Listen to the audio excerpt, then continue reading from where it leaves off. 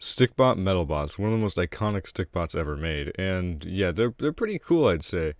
They're pretty iconic with stickbots, and mainly that's because of Off the Grid and how it sort of popularized them. Because Off the Grid had a lot of a fun element that I think a lot of people really liked, including myself, was how like they had these really dark environments, but then they would incorporate all these brightly colored stickbots.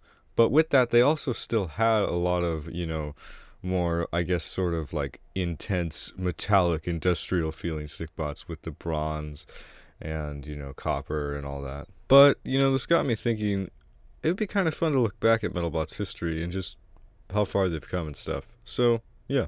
The first series had 4 stickbots, and they all came out in 2015. And something that even older members of the community may not even remember was that they were all originally Toys R Us exclusives. They eventually were lifted from this and became widely available. They may have been Target exclusive at some point, but I'm unsure. Now, people love these colors. They were really unique, and they actually look like metal, which a lot of other toy companies couldn't achieve. One of the realistic parts about the metal that people like were these blemishes, which appeared all over them because of how the plastic was molded, and it looks really cool. Now, those were the main 4 original stickbots, but there were a bunch of other ones released, similarly to how the original metal bots were actually Toys R Us exclusives. So here's one of them, the famous goodie bag stickbot. Multiple versions were made and often given away in goodie bags, and sometimes as promos if you ordered a certain amount on the old Zing store. I believe at some point the silver one may have been sold at Target, but if this is true, it would have been for a very, very limited time. Now, I'd like to finish off with the final store exclusive, aka the store exclusive gold. Now, this looks like literally the exact same as the golden stickbot, but the only difference to my knowledge is the string, which is sort of reminiscent of the goodie bag, but of course with black suction cups. Now, you might be asking what makes this guy so rare, and what was he an exclusive to? Well, he was actually exclusive to the Zing store, which is kind of funny, and that's literally all we know. It was just an exclusive to the Zing store, and that's kind of it. Nobody so far has come out with any videos or photos or literally anything on this guy besides the photo that you're staring at. After talking to Dark Side of YouTube about it, we both agree that this is just very confusing.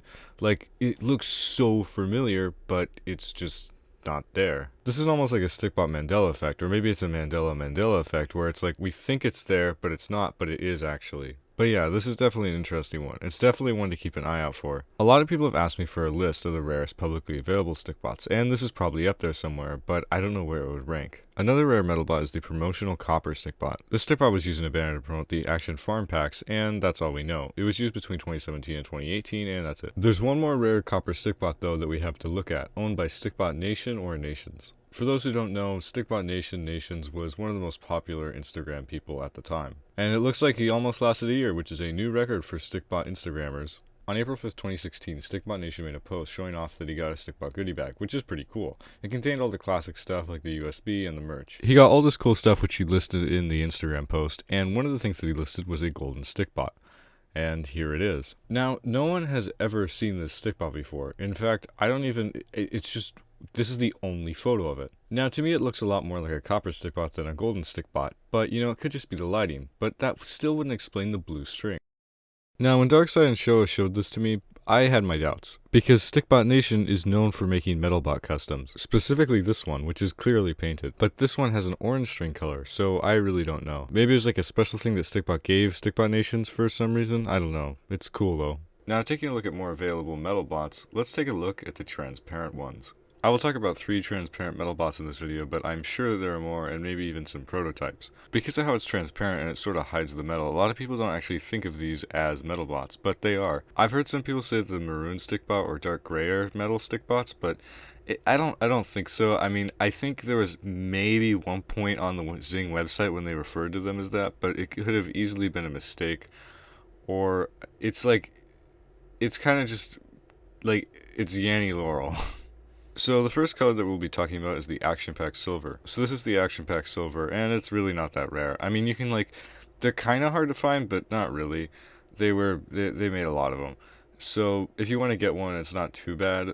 It's pretty standard. It's a pretty iconic stickbot. Now, its counterpart, the Action Pack Gold, is, I'd argue, even more iconic. And yeah, it mainly came in hair packs, I'm pretty sure. And yeah, that's it.